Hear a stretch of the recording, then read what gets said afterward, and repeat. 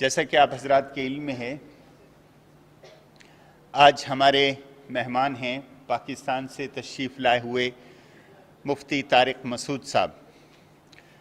Social media کا یہ دور ہے، میڈیا کا بھی اور پھر سوشل میڈیا کا بھی، اور ہم میں سے شاید ہی کوئی شخص یہاں پہ ایسا ہوگا جس کے ہاتھ میں موبائل نہ ہو، اور موبائل بھی شاید کوئی ایسا نہیں ہوگا جس کے اندر سب کچھ نہ ہو۔ یہ سوشل میڈیا کی چیزیں، یوٹیوب اور ایٹسٹرا، تو جو دین سے تعلق رکھنے والے ہمارے احباب ہیں، بالخصوص نوجوان، مفتی طارق مسعود سے ناواقف نہیں۔ مفتی طارق مسعود ہماری پاکستان کے جو چوٹی کے 2 یا 3 مدرسے ہیں ان میں سے ایک ہے، لیکن ان میں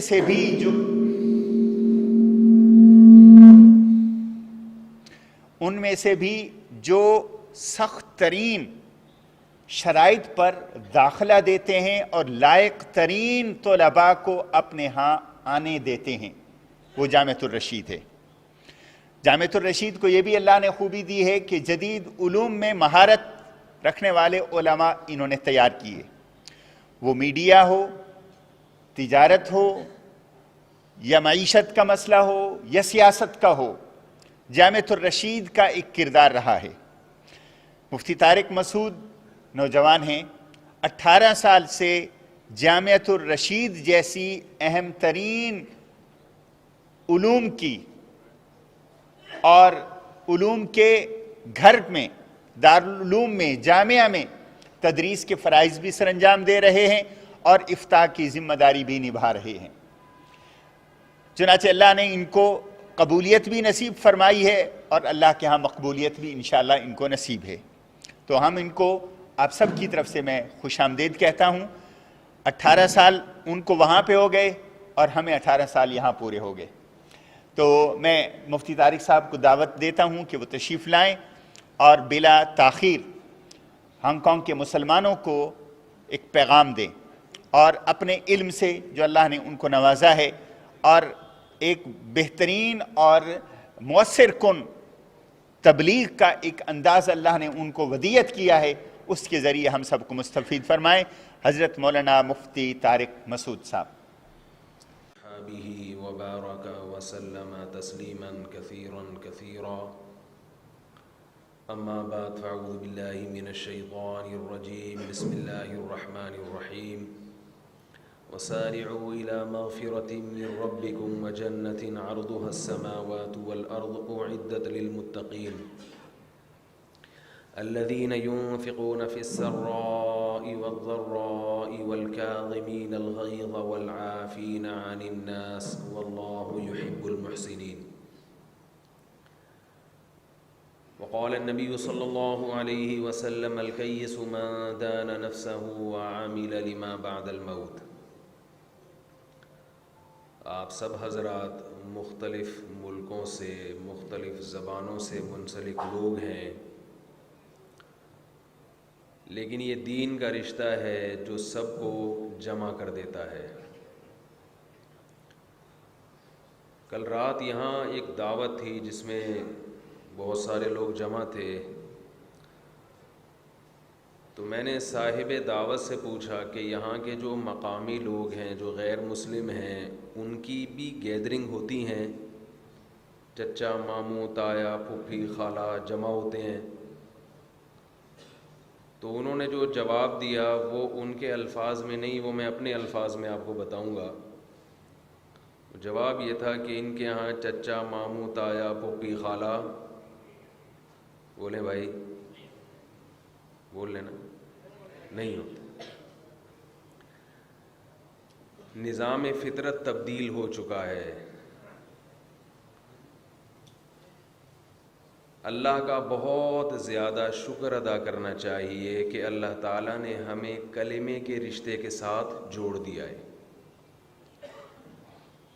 اس وقت دنیا میں سب سے زیادہ کمی اگر کسی چیز کی ہے تو وہ محبت ہے۔ کہتے ہیں نا مارکیٹ میں فلاں چیز بھی اویلیبل ہے، فلاں چیز بھی اویلیبل ہے، پہلے زمانے کی مارکیٹوں میں، پہلے زمانے کے بازاروں میں اتنی چیزیں اویلیبل نہیں ہوتی تھیں جتنی آج کل کی مارکیٹوں میں. اگر آپ لوگ جملہ مکمل کر دیں گے تو میں سمجھوں گا میرے ساتھ آپ لوگ شریک ہیں. ویسے بھی بیان کا دورانیہ بہت تھوڑا ہے اور میرے لیے تھوڑا بیان کرنا بہت مشکل ہوتا ہے، تھوڑے وقت میں بات کو سمیٹنا. تو اس لیے تھوڑی سی بیداری کے ساتھ اگر آپ سنیں گے، ساتھ دیں گے، تو مجھے بھی بات کرنے میں انشاءاللہ آسانی ہوگی. تو پہلے زمانے میں جو مارکیٹیں ہوا کرتی تھیں، ان مارکیٹوں میں اتنی چیزیں اویلیبل نہیں ہوتی تھیں جتنی آج کی مارکیٹوں میں. اور جو چیزیں پہلے ہوتی بھی تھیں مارکیٹوں میں، ان میں اتنی ورائٹیز نہیں ہوتی تھیں جتنی آج ہیں. مثلاً پہلے اگر مارکیٹ میں شہد ہوگا تو اول تو پتہ نہیں ہوگا کہ بھی نہیں ہوگا، ہر بازار میں شہد نہیں ہوتا تھا، اور ہوگا بھی تو ایک قسم کا. آج آپ کسی جنرل اسٹور جائیں تو شہد کی 85 قسمیں ہوں گی، آپ کو سمجھ میں نہیں آئے گا کہ کون سا لوں اور کون سا چھوڑوں. تو ہر چیز مارکیٹ میں وافر مقدار میں موجود ہے، لیکن محبت شارٹ ہے. محبت کیا ہے؟ شارٹ. آپس میں محبتیں ختم. کیوں؟ نفس پرستی کا دور ہے، نفسا نفسی کا دور ہے. ہر شخص چاہتا ہے کہ میں زیادہ سے زیادہ کما لوں، زیادہ سے زیادہ عیش و عشرت کر لوں. اب حکومتیں کوشش کرتی ہیں کہ لوگوں میں جوڑ پیدا ہو. وہ تو دنیا کی ہر گورنمنٹ یہی چاہے گی کہ ہماری عوام میں آپس میں کیا ہو. بول لینا بھائی. میں اگلے ہفتے پھر کسی اور کا بیان ہوگا، میرا صرف پہلا سفر ہے یہ. ابھی واپس چلا جاؤں گا تو تھوڑا سا ساتھ دے دیں گے تو خوشی ہوگی. دنیا میں ہر گورنمنٹ چاہتی ہے کہ ہماری عوام میں آپس میں کیا ہو؟ جوڑ کا مطلب یہ نہیں ہوتا کہ آپ کسی کے ساتھ جاب کر رہے ہیں، آپ کسی کے ساتھ سفر کر رہے ہیں، یا ایلفی سے جڑے ہوئے ہیں کسی کے ساتھ. بھائی آپ کسی کے ساتھ سفر کر رہے ہیں تو وہ بھی جڑا ہوا ہے نا آپ کے ساتھ. کسی کے ساتھ آپ ایک گھر میں رہتے ہیں تو وہ بھی جڑا ہوا ہے. کسی کے ساتھ آپ بزنس کر رہے ہیں تو وہ بھی کیا ہے؟ جڑا ہوا ہے. جڑنا الگ چیز ہے، محبت الگ چیز ہے. جڑے ہوئے تو ہیں یہاں لوگ، جڑے ہوئے ہیں، کھانا بھی ساتھ کھا رہے ہیں، وہ برگر کے اپنے پیسے خود دے رہا ہے، سامنے والا خود دے رہا ہے. جڑے ہوئے تو ہیں، محبت بولو بھائی نہیں. باپ بیٹے بھی جڑے ہوئے ہیں، ایک ساتھ ہی ہیں، لیکن محبت نہیں ہے. تو اسلام میں جو جڑنے کی بات ہے اس سے مراد ایلفی سے جڑنا یا سمت بانڈ، پتہ نہیں یہاں کون سے بانڈ ہوتے ہیں، سمت بانڈ لوگ سمجھتے ہیں کہ نہیں سمجھتے. سمت بانڈ سے جڑنا یا ایلفی سے جڑنا نہیں ہے، وہ جڑنا ہے دلوں کا آپس میں جڑنا. دل جوڑنے کے لیے جو ایلفی چاہیے وہ ایلفی اس معاشرے میں نہیں ہے. یہاں کی مارکیٹوں میں جو ایلفی آپ کو ملے گی وہ برتن جوڑ سکتی ہے. ہماری مارکیٹوں میں جو ہم جن ملکوں سے آئے ہیں وہاں کی ایلفی اتنی پائیدار نہیں ہے برتن جوڑنے والی. یہاں کی ایلفی یہ ہانگ کانگ ہے، یہاں سے جاپان بھی قریب اور یہاں سے چائنا بھی قریب. لیکن دلوں کو جوڑنے والی ایلفی ہمارے پاس زیادہ مضبوط ہے. ان کے پاس وہ ایلفی ہے ہی نہیں. مضبوط تو دور کی بات، وہ مارکیٹ میں وہ ایلفی ملتی نہیں ہے. اس کی وجہ کیا ہے؟ یہاں وہ ایلفیاں ہیں کیوں نہیں؟ ایلفی کا مطلب تو سمجھتے ہیں نا، یہ وہ ایلفی نہیں ہے جو جاپان بناتا ہے، یہ الفت سے نکلنے والی ایلفی ہے. ایک ایلفی وہ ہے جو جاپان نے بنائی ایلفی، اور ایک وہ ہے جو الفت تو سمجھتے ہیں نا، اردو کا لفظ محبت، الفت سے نکلی ہوئی ایلفی. وہ والی ایلفی صرف مسلمان کے پاس ہوتی ہے، وہ مسلمان جو پریکٹیکلی مسلمان ہو، عملی مسلمان ہو، اسلام کو عملاً فالو کرتا ہو. اس کے علاوہ وہ ایلفی اللہ نے کسی کو دی ہی نہیں ہے. اس لیے کہ جڑنے کے لیے ضروری ہے کہ کسی ایک رشتے پہ سب جمع ہو جائیں. اگر کسی ایک رشتے پہ لوگ جمع نہیں ہوں گے تو آپس میں جوڑنے کا کوئی سبب موجود نہیں ہوگا. اللہ تعالیٰ نے ہم سب کو بنایا. دیکھیں گھر میں سب بہن بھائی اکٹھے رہتے ہوں، سب کا باپ ایک ہوتا ہے. تو آپ نے دیکھا ہوگا جب والدین کا انتقال ہو جائے تو اولاد بکھر جاتی ہے. ہوتا ہے کہ نہیں ہوتا؟ بھائی کہتے ہیں نا یار جب تک ابا اماں تھے کم از کم عید بقرعید پہ تو ایک دسترخوان پہ جمع ہو جایا کرتے تھے. کیوں ہو جاتے تھے؟ اس لیے کہ بھائی بہنوں میں جتنا بھی اختلاف ہو ان کے ذہن میں یہ بات ہوتی تھی کہ ہم سب کا ابا یہ ہے اور ہم سب کی اماں کیا خیال ہے، ہماری امی یہ ہیں اور ہم سب کے ابو کیا ہیں.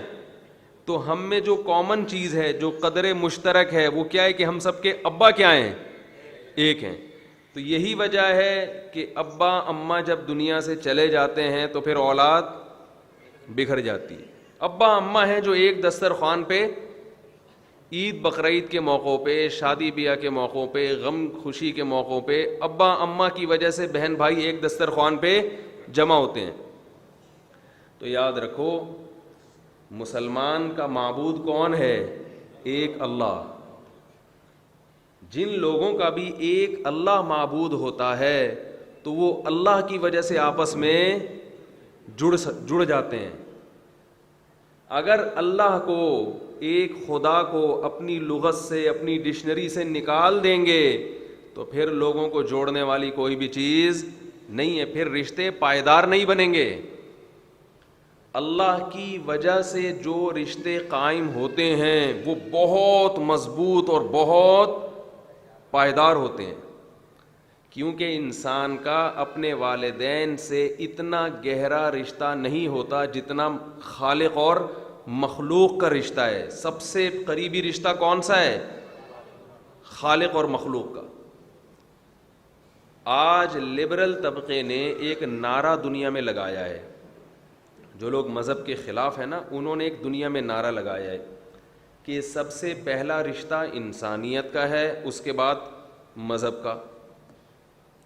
سب سے پہلا رشتہ کس کا ہے؟ انسانیت کا. اس کے بعد یعنی وہ یہ کہتے ہیں کہ ہم انسان پہلے ہیں، مسلمان، بول لو بھائی بول لیں ثواب ملے گا، تھوڑی دیر کی بات ہے. ہم انسان پہلے ہیں، مسلمان بعد میں. کچھ الفاظ ایسے ہوتے ہیں جو لفظوں کی حد تک تو بڑے زبردست ہوتے ہیں، مگر جب آپ ان کی گہرائی میں جاؤ گے تو ان کی بنیادیں مضبوط نہیں ہوتی. اصل بات یہ ہے کہ انسان کو انسانیت کے رشتے میں جوڑنے کے لیے بھی مذہب کا سب سے پہلا رشتہ قائم کرنا پڑے گا. اس لیے کہ جب انسان سے جڑتا ہے نا تو اسے قربانی دینی پڑتی ہے اپنے مفاد کی. جوڑ پیدا کرنا قربانی دیے بغیر ممکن نہیں ہے. باپ قربانی دیتا ہے کس کے لیے؟ اولاد کے لیے.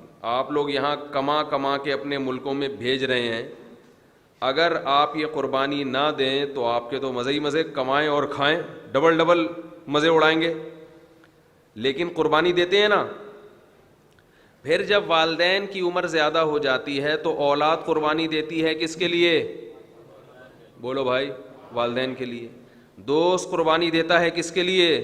دوست کے لیے. تو جہاں قربانی کا جذبہ ختم ہو گیا وہاں محبتیں ختم. پھر محبت کے حصول کے لیے انسان کو کتے پالنے پڑتے ہیں. کل میں نے اتنا بڑا کتا دیکھا یہاں پہ، اتنا بڑا کتا میں نے شاید زندگی میں نہیں دیکھا ہوگا. کسی نے پالا ہوا تھا، وہ لے کے کوئی فیملی گھوم رہی تھی، جگہ جگہ کتے. اور ایک صاحب نے اتنا خوبصورت کتا، اتنا خوبصورت کہ میں نے ساتھیوں سے کہا یہ صاحب معذرت کے ساتھ اس کتے کے سامنے کتے لگ رہے ہیں, کتا نہیں لگ رہا, اتنا خوبصورت کتا. تو یہ کیا ہے؟ انسانوں سے جب انسان کو محبت نہیں ملے گی تو کیا پالو گے بھائی؟ بولو نا یار, کتے پالنے پڑیں گے, کیونکہ کتے سے وفا مل جاتی ہے, انسانوں سے نہیں مل رہی. قربانی دینے کا جذبہ ختم ہو رہا ہے. تو میں یہ عرض کر رہا تھا, جلدی سے بات کو میں سمیٹ کے ختم کرتا ہوں, کہ محبتیں اس وقت تک پیدا نہیں ہو سکتی جب تک قربانی کا جذبہ, بولیں بھائی, نہیں ہوگا. اور قربانی انسان اس وقت تک نہیں دیتا جب تک اسے یہ احساس نہ ہو کہ اس قربانی کا مجھے کوئی بدلہ دے گا. قربانی کا بدلہ انسان نہیں دیتے, کون دیتا ہے؟ اللہ. دیکھیں قرآن مجید نے اہل ایمان کی ایک صفت بیان کی ہے, انما نطعمکم لوجہ اللہ لا نرید منکم جزاء ولا شکورا.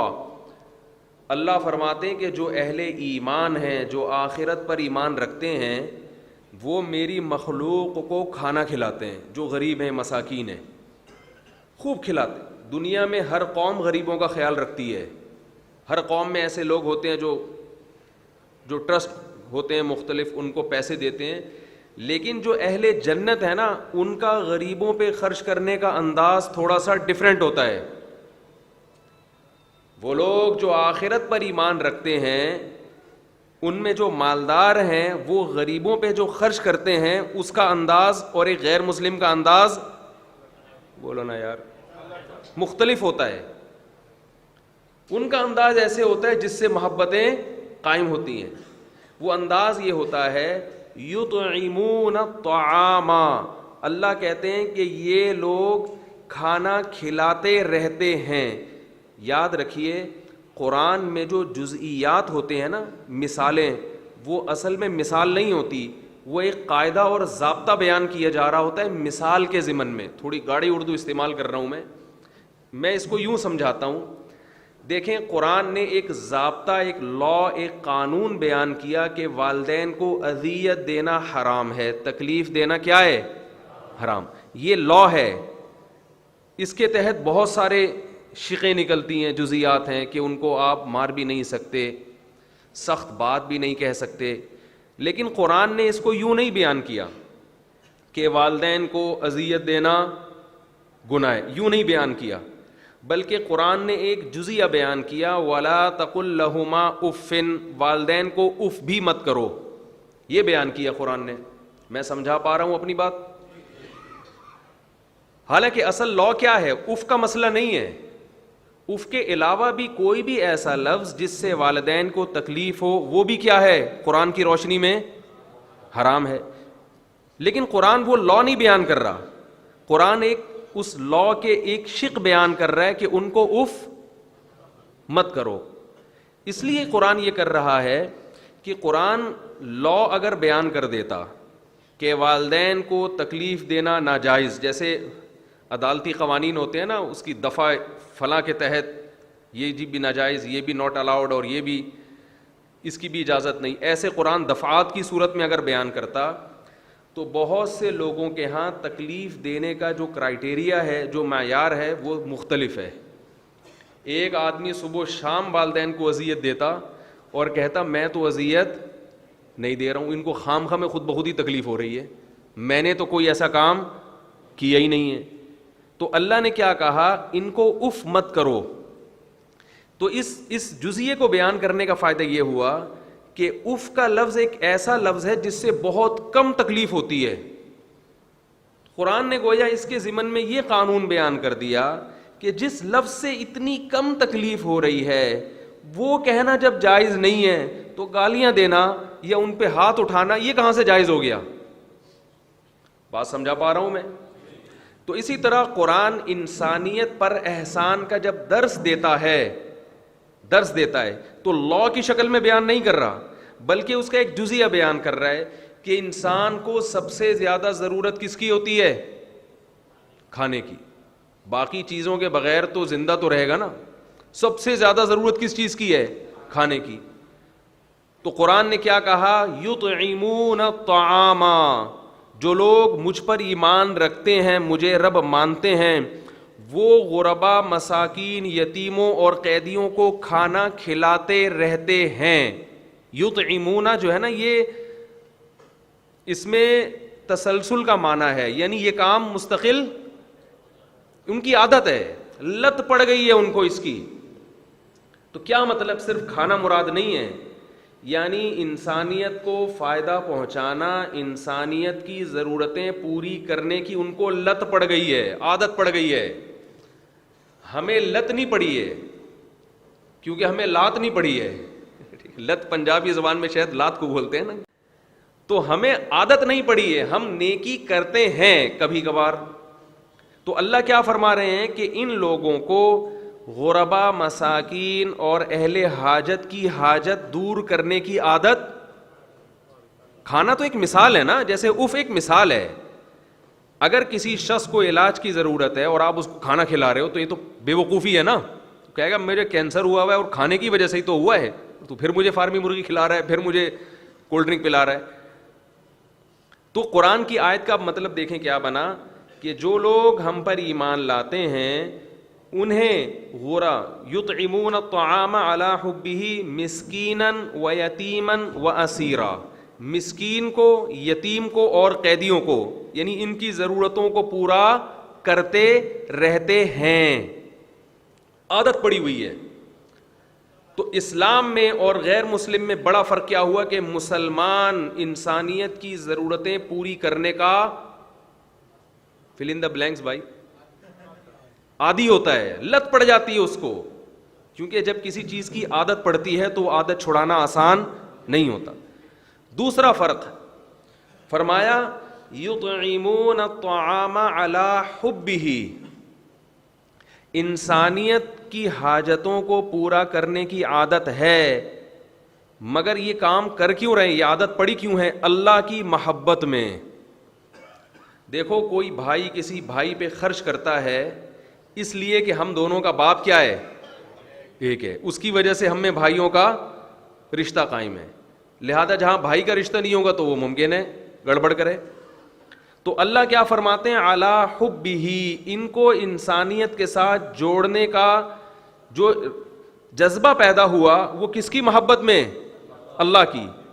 کیونکہ یہ جانتے ہیں کہ جیسے اللہ نے مجھے بنایا ایسے ہی اللہ نے اسے. تو پتہ یہ چلا کہ خالق اور مخلوق کا رشتہ سب سے پہلے ہے، انسانیت کا رشتہ بعد میں. بہت مشکل ہے بھائی. ہمیں بنایا کس نے؟ پہلے اللہ تھا یا انسان پہلے تھے؟ خالق اور مخلوق کا جب تک رشتہ نہیں ہوگا تو مخلوق کا آپس میں بھی رشتہ نہیں ہوگا. کیونکہ مخلوق جو ہے، آپ کی طرح کی کوئی بھی مخلوق ہو تو آپ اس سے تعلق اس بیس پہ قائم کریں گے کہ اس کو بھی بنایا گیا ہے اور مجھے بھی بنایا گیا. تو بنائے گئے کا تصور بنانے والے کے بغیر ممکن نہیں ہے. تو جب تک اللہ سے محبت پیدا نہیں ہوگی انسان انسانوں کے ساتھ بھی مخلص نہیں ہوگا.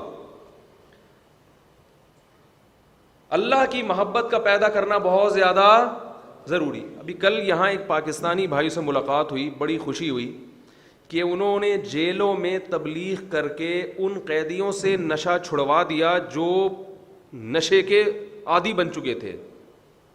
حکومت نے یہاں ان کو باقاعدہ ایک تقریب منعقد کر کے انعام دیا.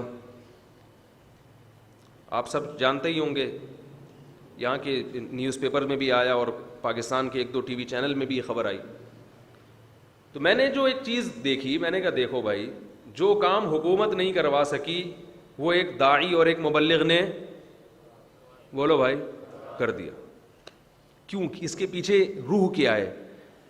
انہوں نے ان قیدیوں کو اللہ کی طرف بلایا.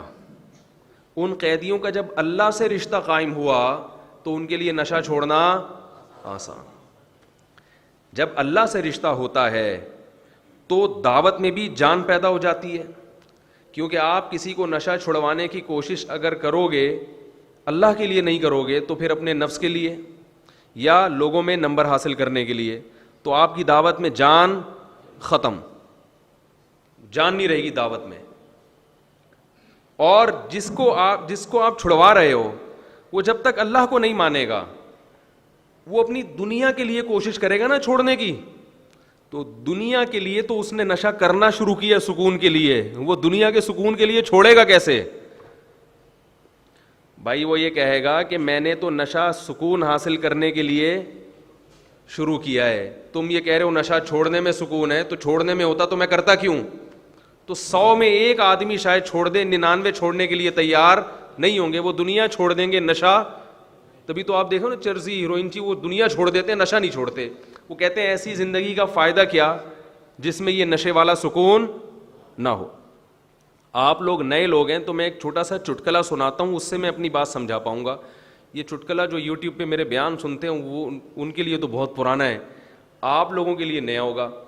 اس مثال سے میں اپنی بات سمجھا پاؤں گا انشاءاللہ کہ میں کہنا کیا چاہ رہا ہوں. ایک نوجوان جو ہے نا سمندر کے کنارے لیٹا ہوا تھا. یہ گھڑی صحیح ہے سامنے والی؟ سمندر کے کنارے لیٹا ہوا تھا. تو ایک بڑے میاں کو اس پہ ترس آیا کہ یہ نوجوان بیٹھا ہوا ہے, سگریٹ کے کش لے رہا ہے, شاید چرس ورس بھی بھری ہوئی ہوگی اس نے, اور ایسے دھوئیں نکال رہا ہے ناک سے بھی اور منہ سے بھی, اپنا ٹائم ضائع کر رہا ہے. تو وہ بوڑھے میاں اس نوجوان کے پاس گئے, اس نوجوان کو سمجھایا کہ بیٹا تم اپنا ٹائم کیوں ضائع کر رہے ہو؟ تو اس نے اس بوڑھے سے پوچھا انکل پھر میں کیا کروں؟ تو ان بوڑھے میاں نے کہا کہ بیٹا کچھ پڑھ لو. کیا کرو؟ اسکول میں پڑھ لو جا کے. اس نے کہا کیا پڑھ لوں؟ کہا میٹرک کر لو. کہا جی میٹرک میں کتنے سال لگیں گے؟ 10 سال لگیں گے. اچھا چلو 10 سال تک میں میٹرک کروں انکل, پھر کیا ہوگا؟ بیٹا پھر 2 سال میں انٹر کر لینا, F S C F A یا آئی کام کچھ بھی کر لینا. اچھا انکل 2 سال اور کھپانے پڑیں گے, پھر کیا ہوگا؟ بیٹا پھر 2 سال اور لگانا تو بیچلر ہو جاؤ گے, یعنی 14 سال تو گئے. اچھا انکل یہ 14 سال کے بعد اتنی محنت کے بعد پھر ہوگا کیا؟ بیٹا پھر 2 سال اور لگانا تو ماسٹر کر لو گے, پھر پی ایچ ڈی کر لینا. انکل پھر ہوگا کیا؟ یہ 16-17 سال تو میرے گئے. بیٹا پھر جاب ملے گی اچھی. انکل پھر کیا ہوگا جاب ملنے کے بعد؟ بیٹا جب جاب ملے گی اچھی تو پیسہ آئے گا اچھا. پھر کیا ہوگا جی؟ بیٹا پھر اچھے خاندان میں شادی کرنا. انکل پھر کیا ہوگا؟ بیٹا پھر تمہارے بچے ہوں گے. پھر کیا ہوگا؟ پھر مزے اڑانا. تو کہتے ابھی کیا کر رہا ہوں؟ وہ نوجوان کہتا ہے کہ ابھی بھی تو مزے ہی اڑا رہا ہوں. اور انکل آپ جو طریقہ بتا رہے ہیں اس میں مزہ کرکرا بھی ہو سکتا ہے. ہر آدمی میٹرک نہیں کر پاتا, ہر آدمی بیچلر نہیں بن جاتا, ہر آدمی ماسٹر نہیں کر لیتا. تو یہ جو نشہ والے لوگ ہیں نا, یہ یہی سوچ کے نشہ کرتے ہیں کہ بھائی کیش کے مزے اڑاؤ, فیوچر کس نے دیکھا ہے. میں سمجھا پا رہا ہوں اپنی بات؟ یہی وجہ ہے کہ ہم کتنے مرضی نالائق ہیں مسلمان, مگر نشے کا ریشو سب سے کم کس میں ہے؟ مسلمانوں میں ہے. اس لیے کہ اللہ ہمیں روکتا ہے ان چیزوں سے. پھر ہم فیوچر نہیں دیکھتے, ہم کہتے ہیں یار جب اللہ ناراض ہو رہا ہے تو خالق اور مخلوق کے رشتے میں دراڑیں پڑ رہی ہیں اس سے. صحابہ کرام پہ جب شراب حرام ہوئی ہے تو بعض لوگوں نے یہ سوال کیا کہ اس میں تو بڑے فائدے ہیں شراب میں, ریلیکس ہو جاتا ہے انسان, غم کو بھول جاتا ہے, ڈپریشن سے بچ جاتا ہے. تو اللہ نے ان دلائل کے جواب نہیں دیے. صحت شراب میں بعض دفعہ فائدہ بھی ہوتا ہے وقتی طور پر, تو اللہ نے جواب نہیں دیے کہ نہیں نہیں یہ جو تم فائدے سمجھ رہے ہو غلط ہیں, ایسا نہیں ہے, کوئی دلیل نہیں. بلکہ اللہ نے فرمایا اثمہما اکبر من نفعہما, اللہ نے اس کو چونکہ ناجائز قرار دے دیا ہے لہذا اس کے پینے سے اللہ ناراض ہوتا ہے, اور اس کی طرف سے جو سزا ملے گی وہ سزا ان فائدوں سے, بول لو نا بھائی, کوئی پابندی تو نہیں ہے نا گورنمنٹ کی طرف سے, وہ سزا ان فائدوں سے کیا ہے؟ ختم. اب کوئی لاجک چلے گی؟ بولو بھائی, کوئی چلے گی لاجک اللہ کے سامنے؟ تو یہ اللہ کو مانو گے تو پھر چھوڑو گے نا, جو اللہ کو مانتا ہی نہیں ہے وہ تو لاجک سے بیٹھ کے اس سے بحث کرتے رہو.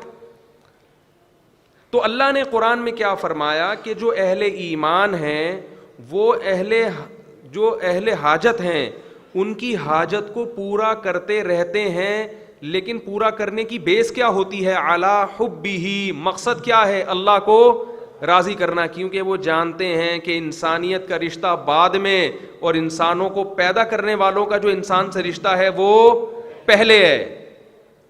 اور جو مذہب کے خلاف لوگ ہیں وہ خالق کو درمیان سے نکال دیتے ہیں، اور لیبل بہت اچھا لگاتے ہیں کہ انسانیت کا رشتہ کیا ہے؟ پہلے مذہب کا، کیونکہ جب مذہب نکال دیا تو اللہ تو نکل گیا نا۔ بھائی کوئی سائنسدان تھوڑی کہتے ہیں کہ گاڈ کو مانو، وہ تو مذہب بتاتا ہے نا کہ اللہ کو مانو، مذہب کہتا ہے کہ اللہ کو مانو۔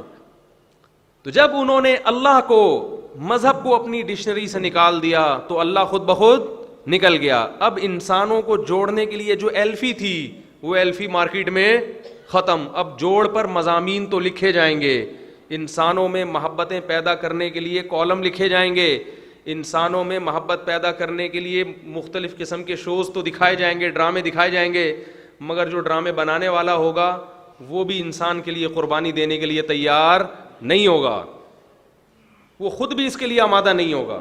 اس کے گھر میں ایسے لوگوں کو جانتا ہوں جہیز پر لمبی لمبی تقریریں، لمبے لمبے مضامین، مگر جہیز لاکھوں لاکھوں کروڑوں روپے کا جہیز پی کے بیٹھے ہوئے ہیں وہ، کیونکہ اللہ کا خوف ہی ختم ہو گیا۔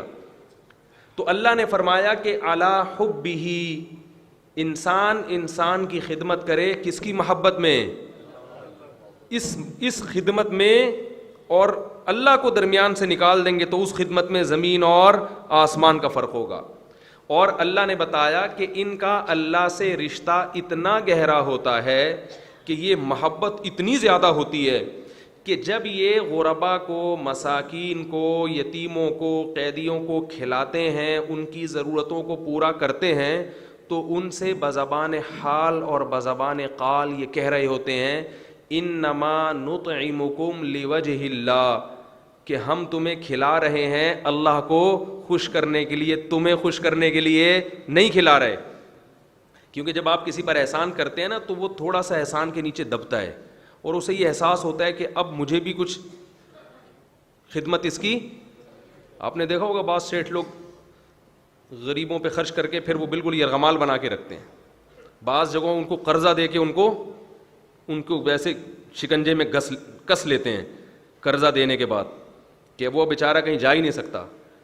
تو اللہ نے فرمایا کہ یہ کہتے ہیں انما نطعمکم لوجہ اللہ، جب کھلا رہے ہوتے ہیں نا تو اس وقت ان سے کہہ رہے ہوتے ہیں کہ دیکھو ہم تمہیں خوش کرنے کے لیے نہیں، یہ اپنے کسی مفاد میں نہیں، لوجہ اللہ، اللہ کو خوش کرنے کے لیے ہم تمہیں کھلا رہے ہیں جس نے تمہیں اور ہمیں پیدا کیا۔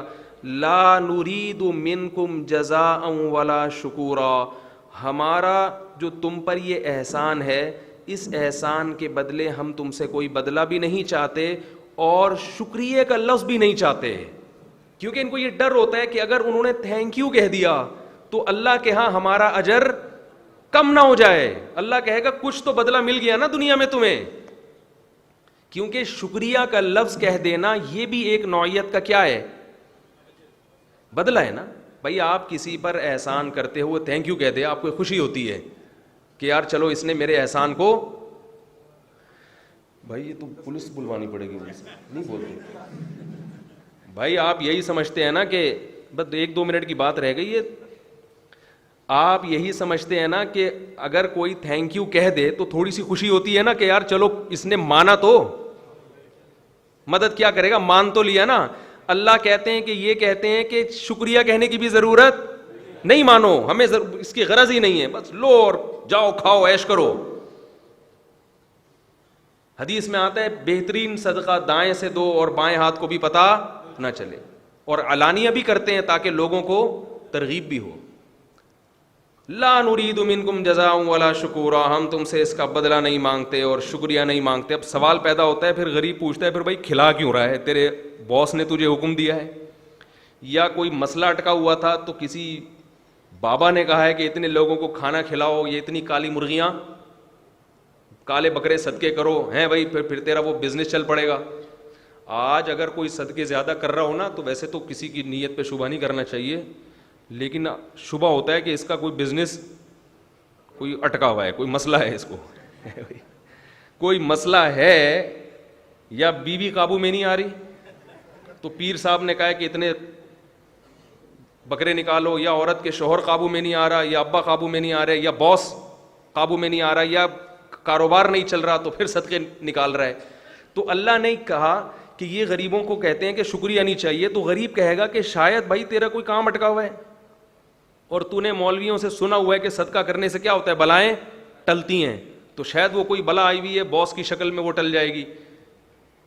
تو اللہ فرماتے ہیں کہ یہ اس اشکال کا جواب ان کو یوں دیتے ہیں کہ انا نخاف من ربنا یوما عبوسا قمطریرا، کہ بات اصل میں یہ ہے کہ آج ہم خوشحالی میں ہیں، تم تنگ دستو.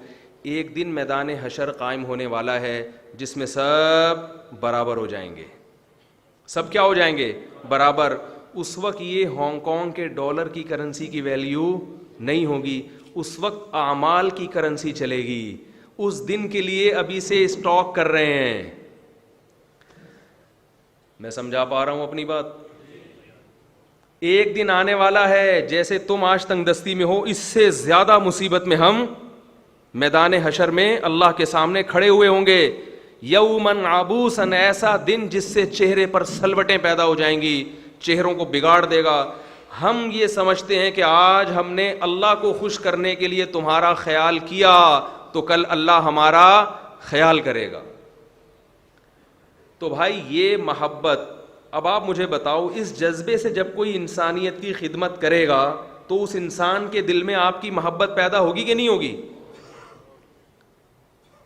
اور اس جذبے سے انسان ماں باپ کو بھی کھلائے، بیوی کو بھی کھلائے، بچوں کو بھی کھلائے. آج مصیبت یہ ہے کہ جس کو بھی کھلا رہا ہے نا تو وہ ریٹرن چاہتا ہے، تانے دے دے کے اس کو کیا کر دیتا ہے، مار دیتا ہے. میں ابا کو یوں کر رہا ہوں، میں نے ابا کی 10 سال خدمت کی، میں نے ابا میرے کو لفٹ ہی نہیں کرا رہے. بھائی تو نے اللہ کے لیے کیا ہے تو پھر ابا سے لفٹ کی امید. باپ نے بیٹوں کو اللہ کے لیے کھلایا تو بیٹوں سے پھر امیدیں مت لگاؤ. یہ ٹھیک ہے کہ انسان کی فطرت ہے کہ جس پر احسان کرتا ہے وہ احسان فراموش نکلے تو تکلیف ہوتی ہے، تو نیچر ہے، یہ غلط نہیں ہے، لیکن اس کو ایک اعتدال میں لانے کی ضرورت ہے. جو کچھ کیا جائے گا کس کے لیے؟ اللہ کے لیے. پھر انسان کو محبتوں کے لیے کتے پالنے کی ضرورت، بولو بھائی. بچوں کو پتا ہوگا ابا نے کس کے لیے کھلایا ہے، اللہ کے. ابا کا ذاتی مفاد آج بچوں کو پتا ہوتا ہے، ابا مجھے اس لیے کھلا رہے ہیں تاکہ میں ابا کو کما کے، ہے بھائی. ہمارے ایک جاننے والے تھے، انہوں نے اپنی اولاد پہ خرچ کیا اور چپکے سے لکھتے جا رہے تھے ڈائری میں. ان کو پڑھا لکھا کہ بہت ماشاءاللہ اچھی تعلیم دی. جب ان کی جاب لگی تو بچوں کے سامنے پوری رپورٹ پیش کر دی انہوں نے. بیٹا یہ تمہارے انڈے، یہ پراٹھے، یہ کھانا، یہ فلانا، یہ ڈمکانا، یہ تعلیم، اب تم کما رہے ہو تو پورا ریٹرن چاہیے مجھے. یہ سچا واقعہ بتا رہا ہوں آپ کو میں. آج کل واقعے کے آخر میں یہ بھی بتانا پڑتا ہے کہ سچا واقعہ ہے، ٹھیک ہے نا. تو میرے بھائی محبتیں اس وقت تک قائم نہیں ہوں گی جب تک اپنا اللہ سے رشتہ مضبوط نہیں کرو گے. تو بس آخری بات یہ کہ آپ یہاں ایک غیر مسلم ملک میں رہتے ہیں اور اس ملک کی خصوصیت یہ ہے کہ یہاں مذہبی آزادی ہے، مذہب کو آپ فالو کر سکتے ہیں. تو ان کی اس اچھی صفت سے فائدہ اٹھائیں. پہلی بات یہ کہ اس ناشکری مت کریں. جب انہوں نے آپ کو اجازت دی ہے تو آپ بھی حکومتی قوانین کو مکمل طریقے سے فالو کریں تاکہ مسلمانوں کا اچھا امیج جائے دنیا کے سامنے، ان کے سامنے. اپنی حماقتوں سے اپنے اوپر پابندیاں، بولیں بھائی، مت لگائیں. دوسرا کام یہ کرنا ہے کہ اللہ نے جو ایمان کا رشتہ قائم کیا جس کی وجہ سے آج ہم یہاں جمع ہوئے ہوئے ہیں، اس رشتے کو مضبوطی سے قائم رکھیں. آپ کو دنیا کی ہر چیز مل سکتی ہے مگر اگر یہ رشتہ ختم ہو گیا تو میرے بھائی اس کا کوئی متبادل نہیں ہے. ان بیچاروں کے پاس یہی تو نہیں ہے ایک نعمت. ہم سے سب کچھ چھن گیا مگر اللہ نے ہمیں ایمان کی نعمت دی ہوئی ہے. تو اس ایمان کی نعمت کو مضبوطی سے قائم رکھنا ہے. اپنا مسلمان ہونا سب سے پہلے آپ کے ذہن میں رہنا چاہیے کہ ہم کسی قیمت پر اس ایمان کو نہیں چھوڑ سکتے. ایمان کا مطلب اللہ کو ایک ماننا. اور اللہ کا پیغام کون لے کر آیا؟ محمد صلی اللہ علیہ وسلم جو آخری نبی ہیں. کیونکہ اللہ کو تو اور بھی لوگ مانتے ہیں مگر اس طرح سے مانتے ہیں کہ اس ماننے نہ ماننے کا فائدہ ہے نہیں. وہ ایسا ہی ہے جیسے بس ایک رب ہے جو آسمان پہ بیٹھا ہے اور وہ حکومت کر رہا ہے, اس کی کوئی قانون ہی نہیں ہے. تو اگر محمد صلی اللہ علیہ وسلم کو آپ لغت سے نکال دیں گے تو پھر اللہ کے احکام بتانے والا ہمارے پاس کوئی بھی نہیں ہے. اللہ تعالیٰ مجھے بھی اس ایمان کی نعمت پر قائم رہنے کی توفیق عطا فرمائے, اور آپ حضرات کو بھی. سبحانک اللہم و بحمدک نشہد ان لا الہ الا انت نستغفرک و نتوب الیک.